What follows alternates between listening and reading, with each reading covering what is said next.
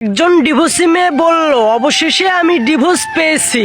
এখন আমার একটু দেরিতে ঘুম ভাঙলে শুনতে হয় না আমার বাবা মা আমাকে শিক্ষা দেয়নি। এখন আমার জ্বর আসলে আর কেউ বলে না রোগ ধরা মেয়েকে বউ করে এনেছি। এখন আমি ভাত রান্না করতে গেলে কেউ এসে বলে না চাল কি আমার বাবার বাড়ি থেকে এনেছি। এখন আমি বারান্দায় একটু মন খারাপ করে দাঁড়ালে কেউ বলে না আমি বাইরের পুরুষ দেখার জন্য বারান্দায় দাঁড়িয়েছি। এখন আমার মায়ের ফোন আসলে আর কেউ বলে না এত বারবার মেয়ের খোঁজ নেওয়ার কি আছে। এখন আমি না খেয়ে কারো জন্য অপেক্ষা করলে কেউ বলে না এইসব ঢং। এখন আমি কাঁদতে গেলে কেউ বলে না আমি নাটক করি। এখন আমি আয়নার সামনে চুলটা খুলে দাঁড়ালে কেউ বলে না আমি বেহায়া।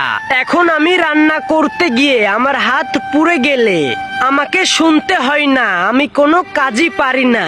এখন আমাকে আমার আশেপাশের মানুষ কেমন আছি জিজ্ঞাসা করলে আমাকে মিথ্যা বলতে হয় না যে আমি ভালো আছি।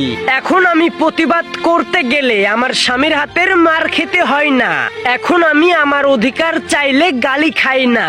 এখন আমাকে শুনতে হয় না কারো ঘরের অশান্তির কারণ আমি। তবে এখন আমাকে শুনতে হয় অন্য কিছু।